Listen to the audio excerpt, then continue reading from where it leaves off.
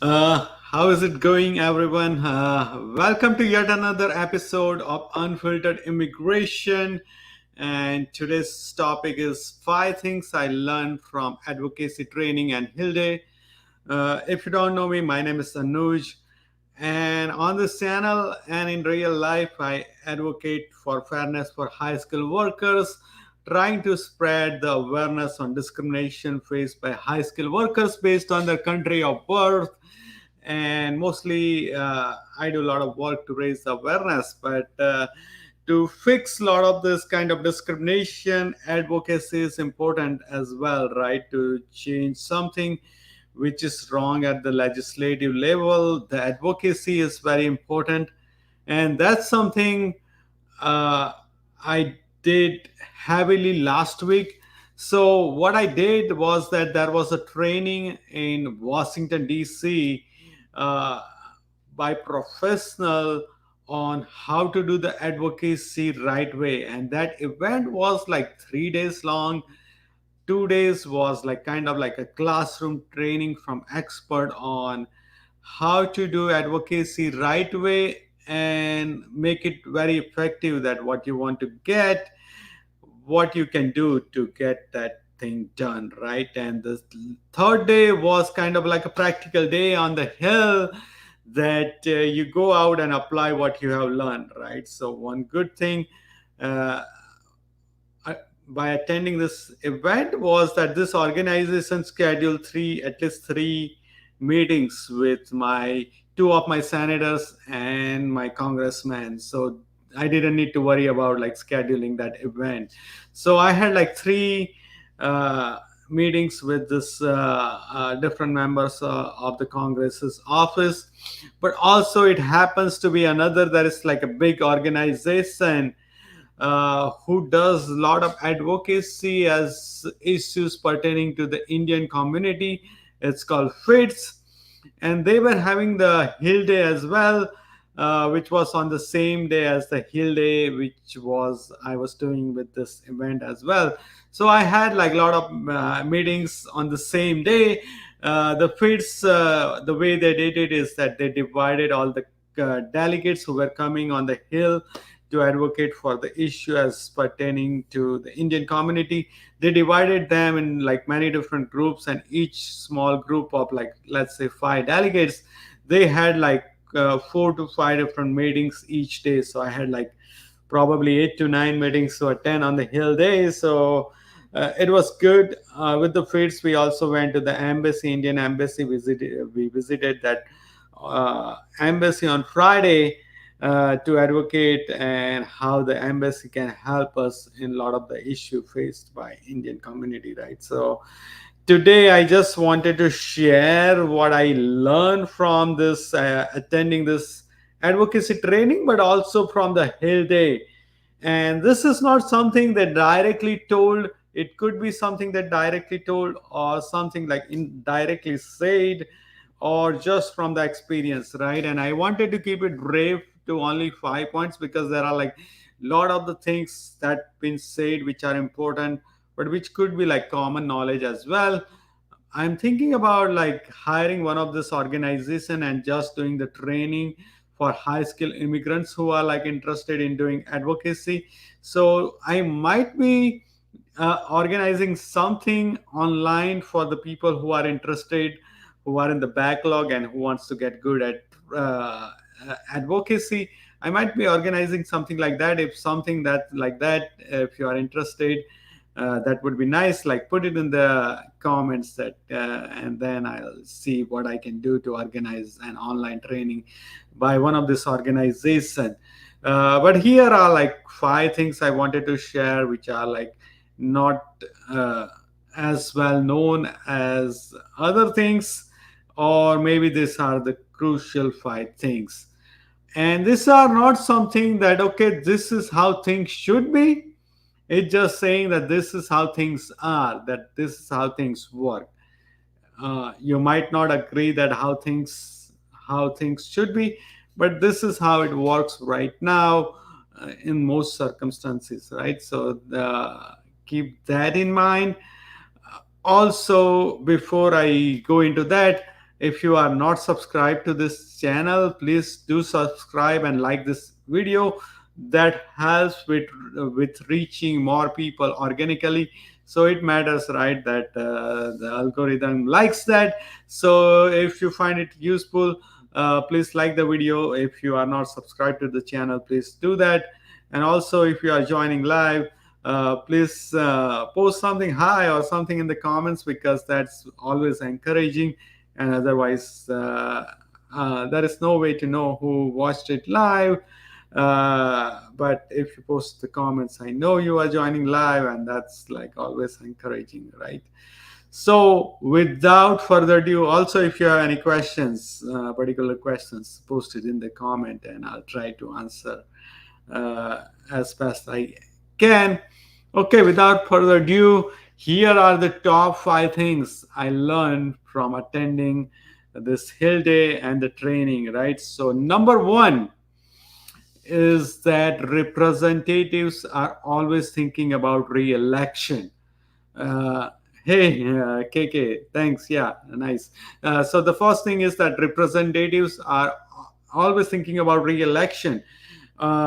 If you know that there are two branches of Congress, there is House and Senate. The senators, their re-election is every 6 years. So if senator gets elected, they get 6 years term, which is long term.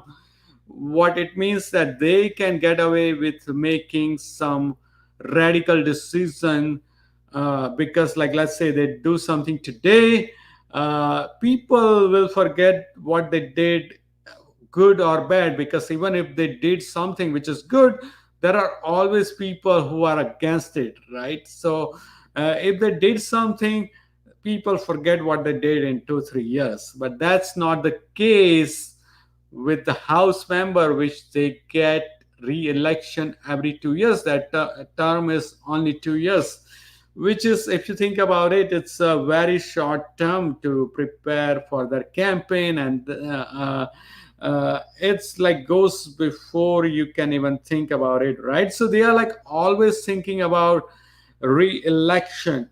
And why that's important is that an issue which has a lot of attention, they will focus on that most probably, rather than issue which is like most crucial. What I mean is that, like let's say, uh, uh, the issue about like gas prices, like that's a very common one, that if the gas prices changes, then everyone most probably they are going to get gas, and they see that the price has changed.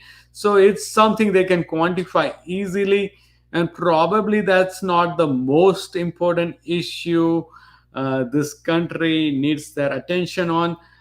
They will focus on that issue because like a lot of the constituents, or like the people who can vote, it matters to them.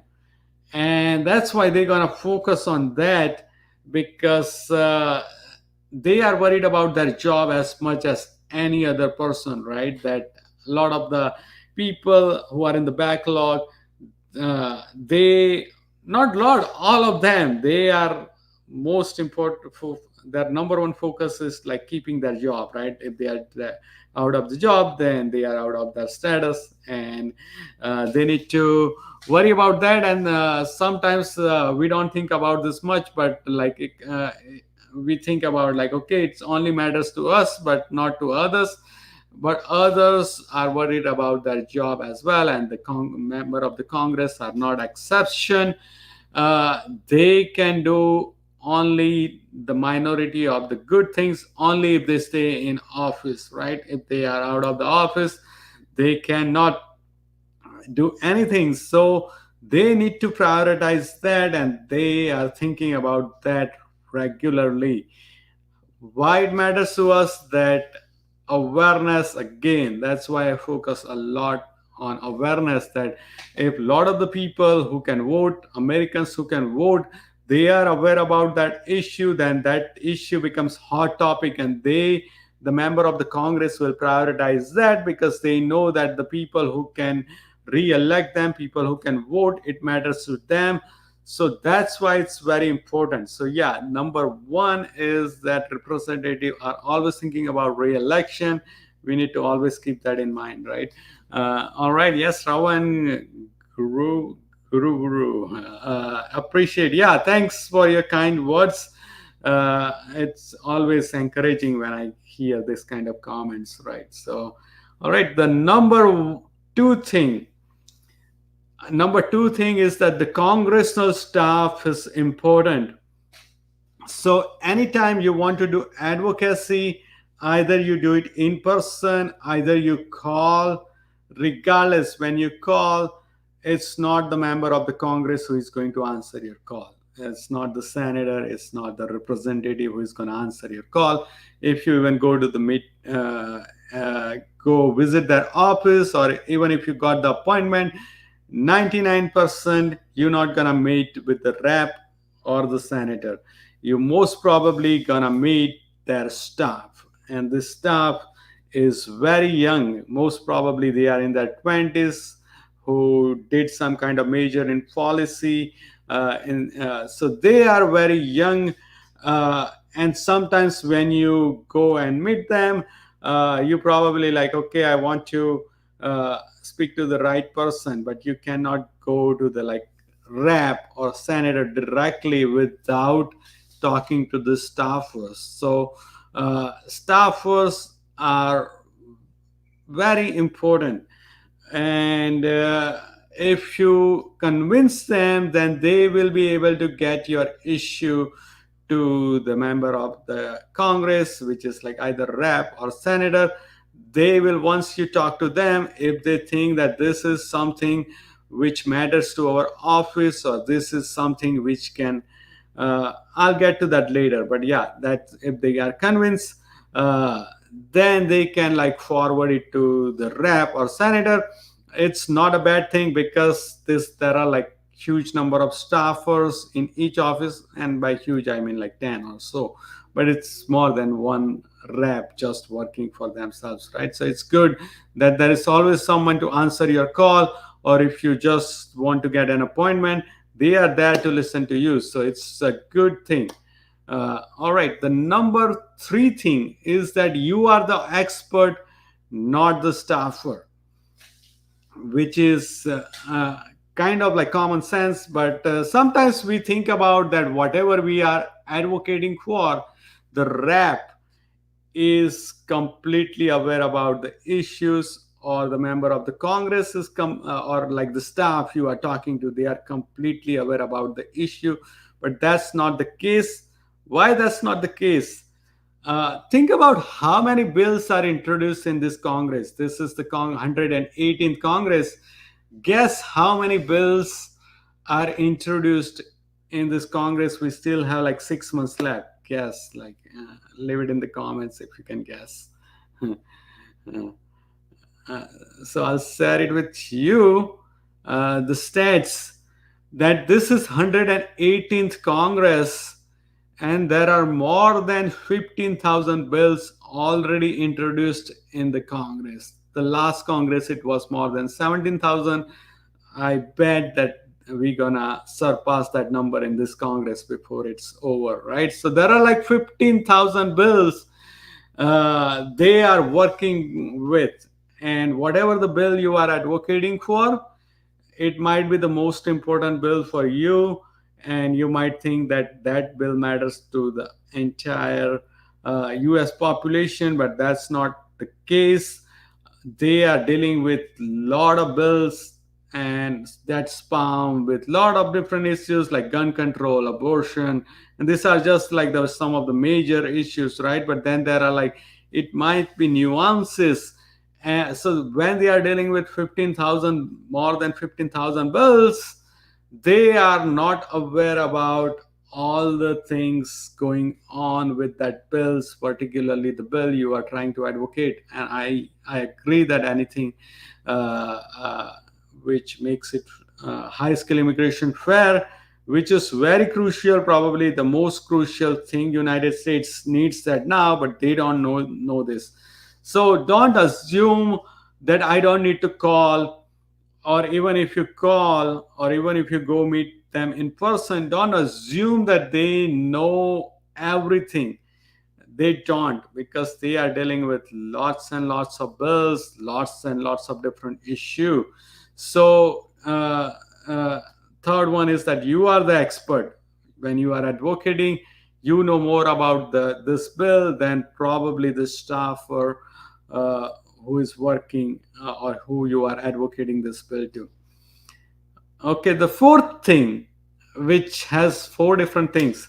So the number four is that four things the congressional office is looking for when you are calling or when you are meeting them in person, right? That how to get your advocacy done right. And when you are meeting with them, these are the four things in general they are looking for. First thing is that do you matter? All right, whenever you are meeting them, they are like always thinking about, do you matter? Who is this person I'm talking to?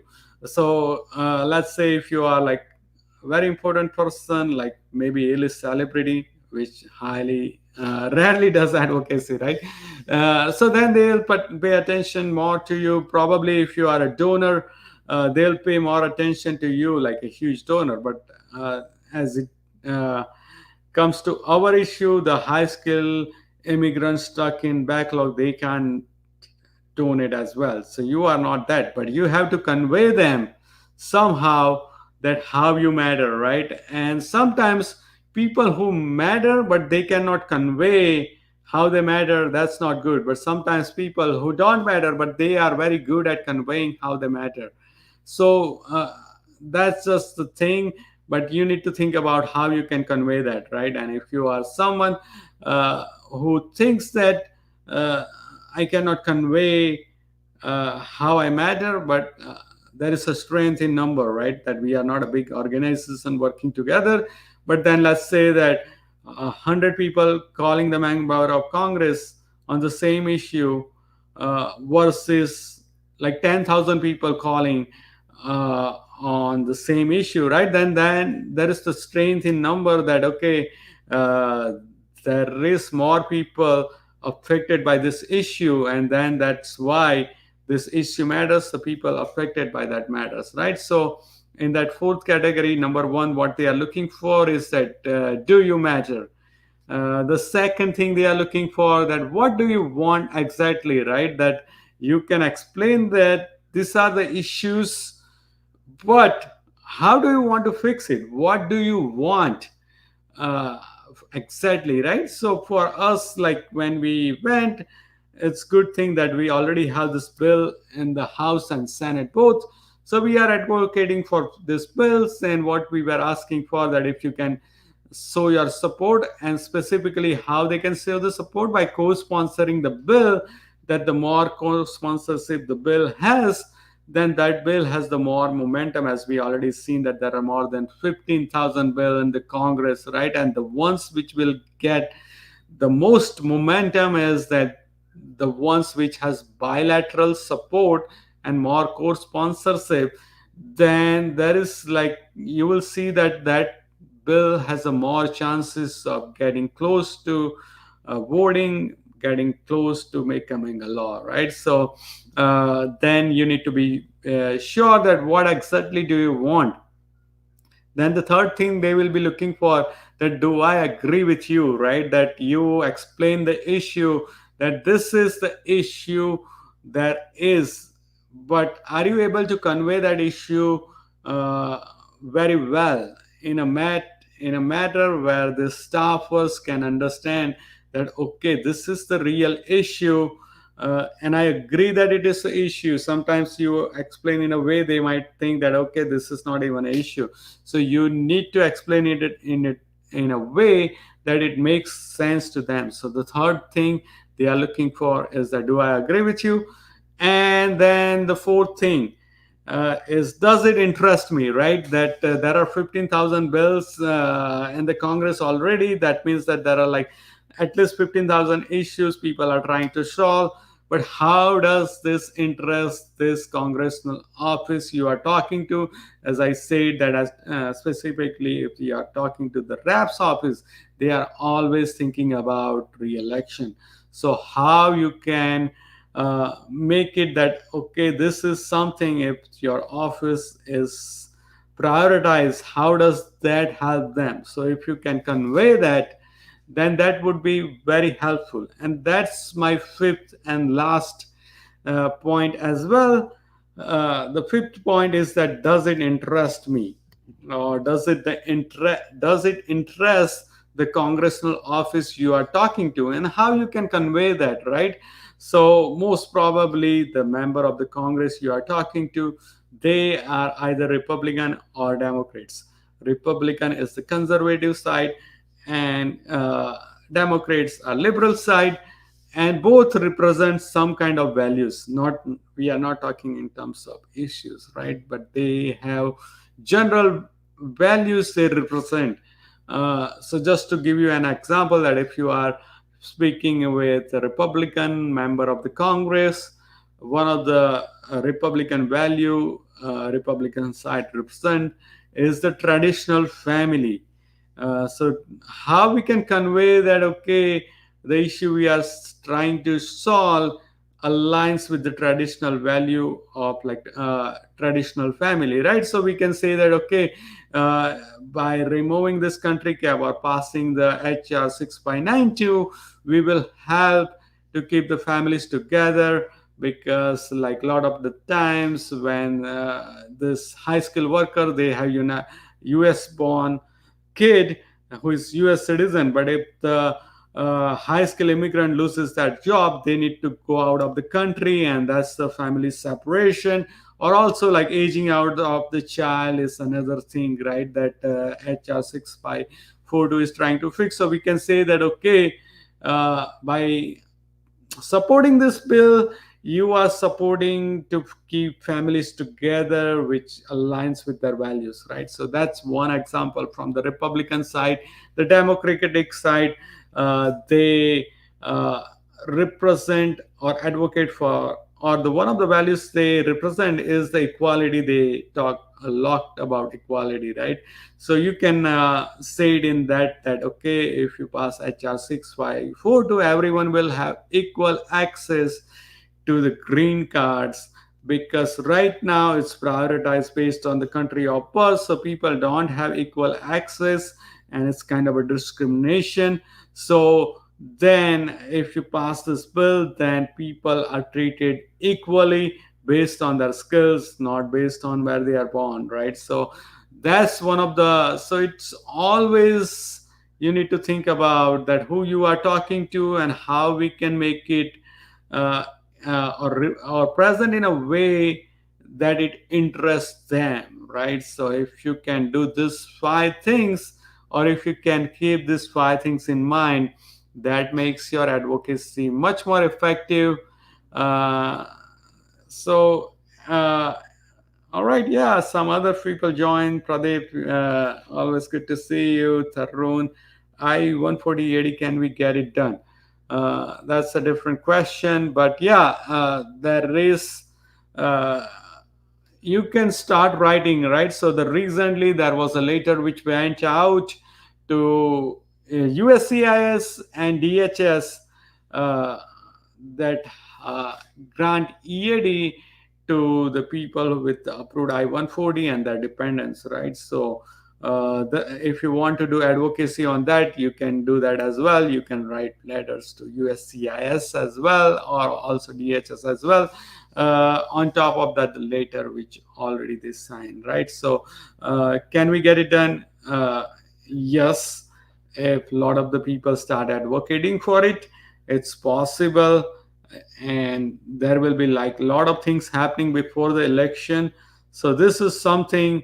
And also President Biden has already said that he's coming out with executive orders related to immigration.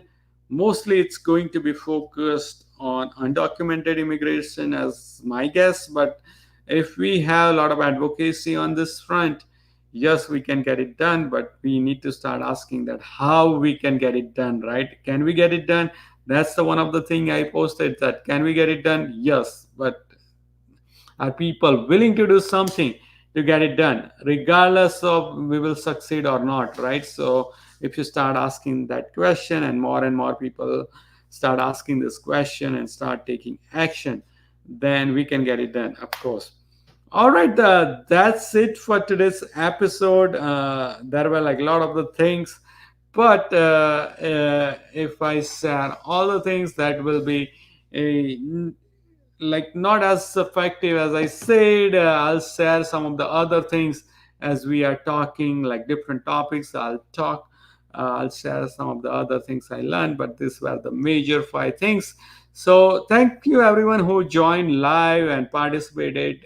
It's always encouraging.